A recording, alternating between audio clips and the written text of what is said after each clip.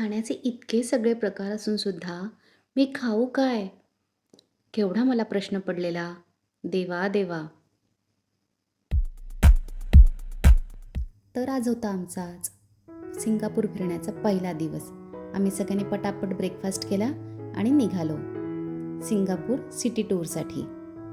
मजा मस्करी करत टेर खेचत आम्ही निघालो होतो आमच्या बसने. सगळे बसमध्ये बसलो. तिथे बघतो तर एक होती सिंगापोरियन चायनीज आजी. My company Namho, we welcome you and thank you for choosing us. Thank you. First, let me introduce no banks are there CBD, Central Business District area.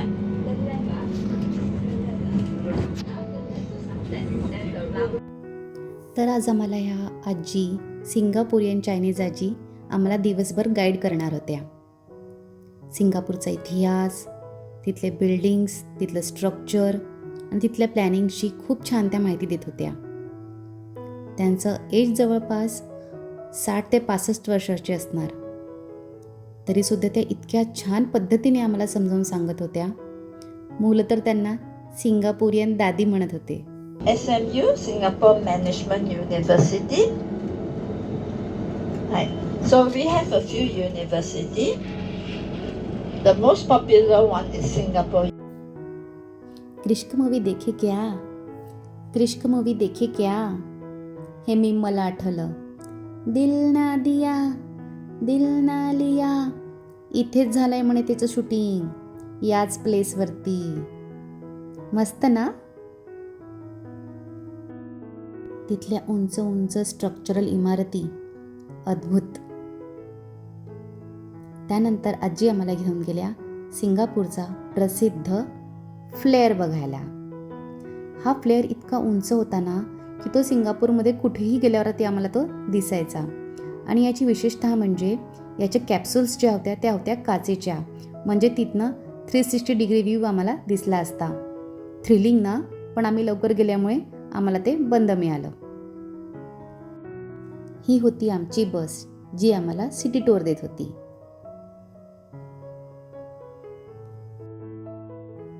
त्यानंतर आजी आम्हाला पुढे घेऊन गेल्या नेक्स्ट स्पॉटवरती.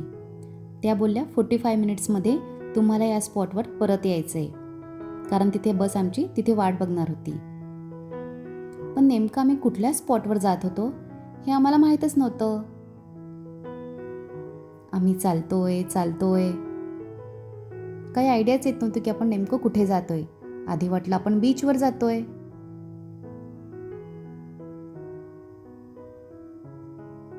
पण थोड्या वेळाने लक्षात आलं की आपण आलोय सिंगापूरच्या प्रसिद्ध आयकॉनिक प्लेसवरती, ते म्हणजे मर्लायनजवळ. हे सिंगापूरचं सिम्बॉल आहे. अर्धा मासाचं शरीर आणि अर्ध सिंहाचं शरीर. सिंह तोंडातनं पाणी थुंकत असतो आणि लोक तोंडामध्ये ते पाणी घेत होते, असे फोटो घेत होते. मला ते फार मजेशीर वाटत होतं. मी काय त्यातली फोटो घेतली नाही बुवा. तिथे खूप गर्दी झालेली होती. खूप टुरिस्ट इथे जमलेले होते फोटोजसाठी. त्यामुळे सोलो फोटोज फार काही घेता आल्या नाही. पण पुढे अजून छान व्ह्यू होता. नदी, बिल्डिंग्स, ब्रिज. आम्ही भरपूर फोटोशूट केले. मुलांनीही भरपूर मजा केली. रियू आणि विधीची तर मज्जाच होती. पुढे आजीने आम्हाला इंडियन टेम्पल्स, चायनीज टेम्पल्स हे सुद्धा दाखवले.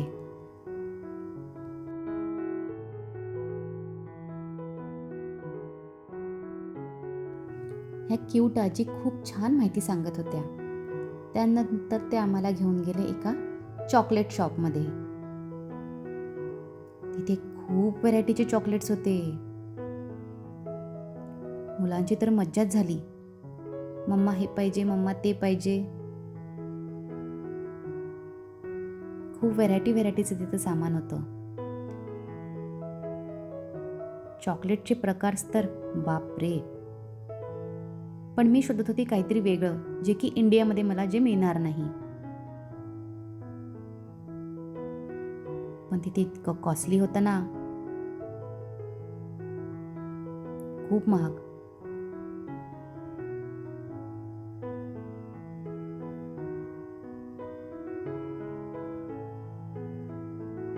क्यूट क्यूट पर्सेस होते तिथे.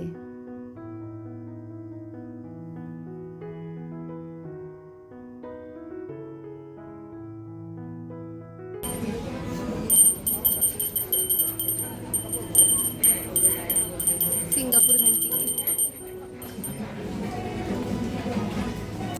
तिथल्या काही वॉचेस मला आवडल्या होत्या, पण आजी बोलल्या इथनं काही घेऊ नका इलेक्ट्रिक वस्तू, काही गॅरंटी नसते याची, खराब झाल्या तर. हे होतं आमचं नेक्स्ट स्टॉप.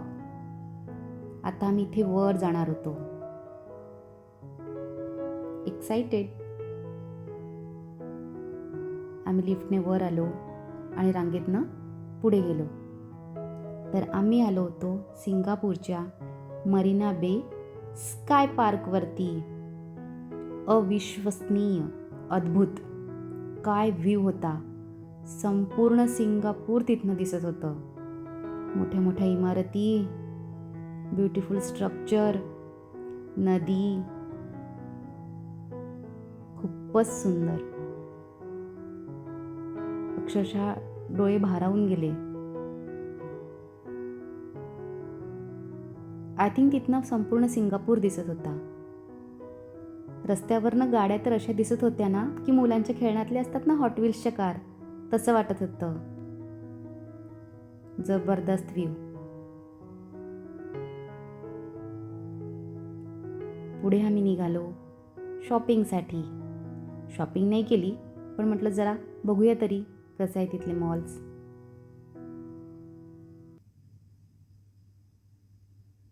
किडन्या विकाव्या लागल्या असतं इथं शॉपिंग करायला. हां, खरंच. आता वेळ झाली होती लंचची. खाली आम्हाला एक रेस्टॉरंट दिसलं. तिथे खूप गर्दी होती. चेअर किंवा टेबलही अवेलेबल होत नव्हतं उभ्याने जेवायचं म्हटलं तरी. बराच वेळ वाट बघून नंतर आम्हाला एक टेबल मिळाला. पण माझा तर प्रॉब्लेमच रे बाबा. जेवणाचे भरपूर प्रकार होते तिथे,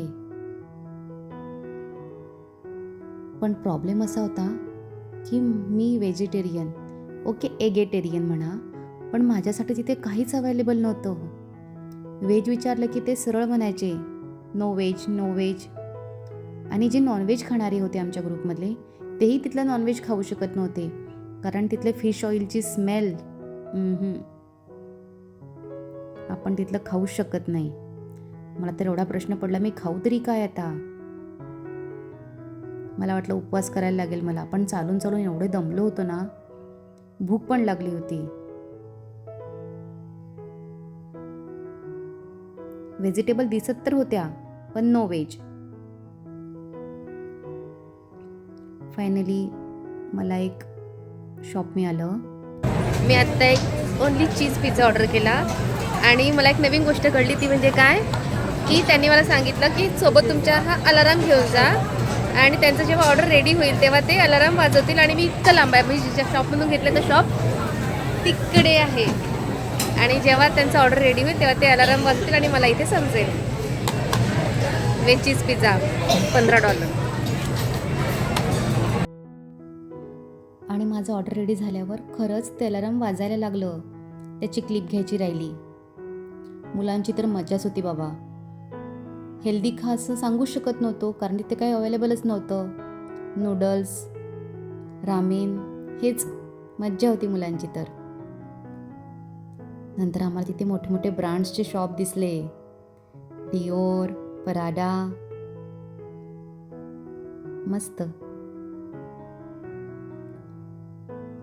आम्ही पुढे गेलो. मग तिथलं इंटेरियर इतकं छान होतं ना, खूपच सुंदर, फुल AC मध्ये.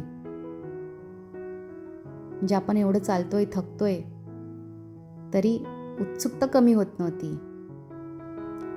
तिथे एक एरिया होता, तिथे पूर्ण वॉल अशी काचेची होती. हा बघ माझा हिरो.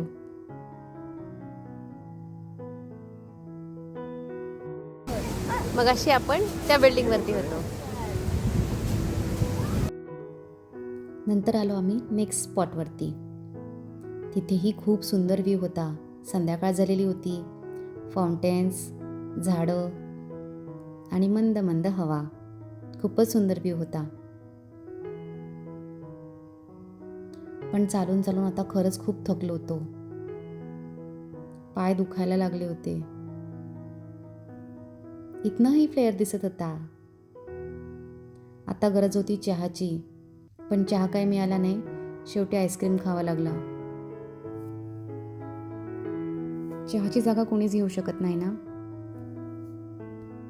जर अजूनही तुम्ही माझ्या चॅनलला सबस्क्राईब केलं नसेल तर सबस्क्राईब करा. आवडलं असेल तर लाईक करा. नसेल आवडलं असेल तरी कमेंट करा, पण कमेंट करा. Stay tune. बाय. पुन्हा भेटूया.